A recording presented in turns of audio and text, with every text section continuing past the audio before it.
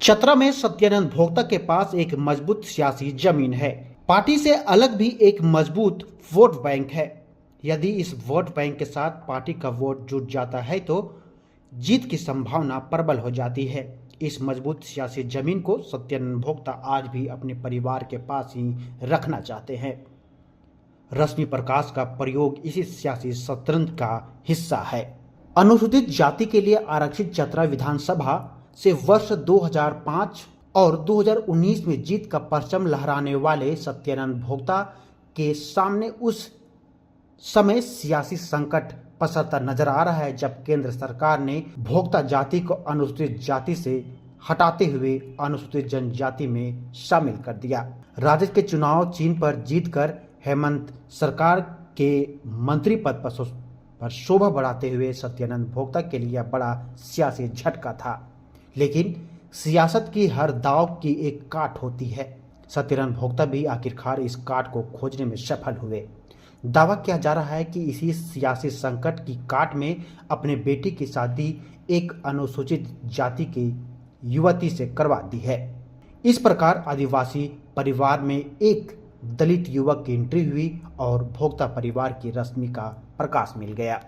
सत्यानंद भोक्ता अपने इसी तरह के फैसले के लिए जाने जाते हैं।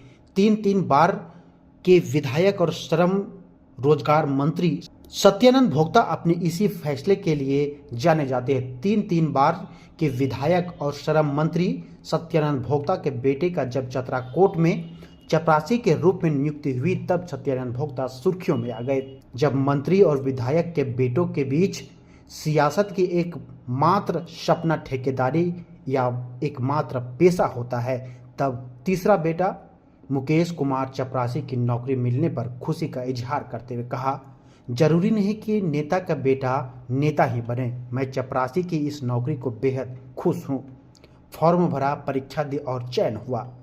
यह हमारी उपलब्धि है। मुझे ठेकेदारी और हिस्सेदारी में कोई रुचि नहीं है, लेकिन यह तो बेटे का फैसला था। लेकिन चतरा के जिस सरजमीन को सत्यानंद भोक्ता के 3 दशक से संघर्ष से सींचा था, रश्मि का उनके परिवार के बीच आना किसी प्रकार से कम नहीं था। अब वही रश्मि प्रकाश चतरा की सियासत में दबे पांव अपने संघर्ष की शुरुआत करती नजर आ रही है।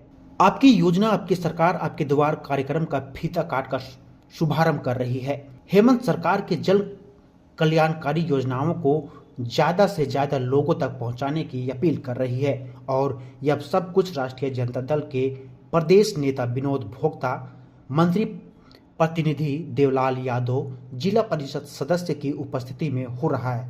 तो क्या यह बात पुख्ता सबूत है कि इस बार चतरा सियासी जंग में भोक्ता परिवार की ओर से दलित बहू ही मुकाबले के लिए उतारने जा रही है? आपको बता दें कि चतरा विधानसभा में सत्यानंद भोक्ता की मजबूत सियासी पकड़ रही है।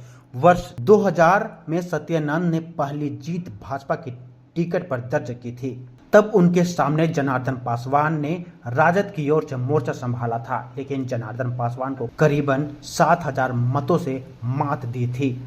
वर्ष 2005 में सत्यानंद भोक्ता ने एक बार फिर भाजपा का कमल खिलाया। इस बार जनार्दन पासवान को करीबन 4000 मतों से मात देने में कामयाबी हासिल की, लेकिन 2009 में जनार्दन पासवान ने राजद का झंडा बुलंद कर दिया। इस बार भाजपा ने सत्यानंद भोक्ता को बेटिकट करते हुए सूबेदार पासवान का दाव खेल दिया था, लेकिन सूबेदार पासवान जनार्दन पासवान को जीत का परचम लहराने में रोकने में कामयाब नहीं हो सके। यहाँ जनार्दन पासवान को 62,441 के साथ जीत मिली, वहीं सूबेदार पासवान महज 28,886 पर सिमट गए। इसके बाद वर्ष 2014 में भाजपा ने सूबेदार पासवान को मोर्चा से हटाते हुए जयप्रकाश सिंह भोक्ता को मोर्चा पर उतारा, जबकि सत्यानंद भोक्ता बाबूलाल की पार्टी झारखंड विकास मोर्चा के झंडे के साथ मैदान में उतरे थे। जनार्दन पासवान इस बार भी लालटेन के साथ थे, लेकिन जयप्रकाश सिंह भोक्ता जनार्दन पासवान से एक सीट छीनने में कामयाब रहे, जबकि जनार्दन पासवान को 37,320 वोट मिले और तीसरे स्थान पर खिसक गए।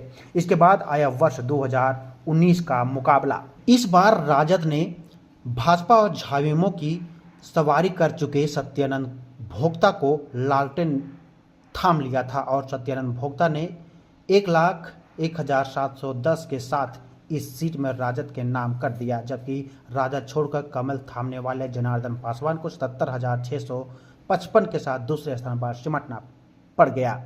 जीत और हार के बीच इस बार करीबन 24,000 का विशाल अंतर था। आंकड़े इस बात का प्रमाण है कि चतरा विधानसभा में सत्यानंद भोक्ता के पास एक मजबूत सियासी जमीन है।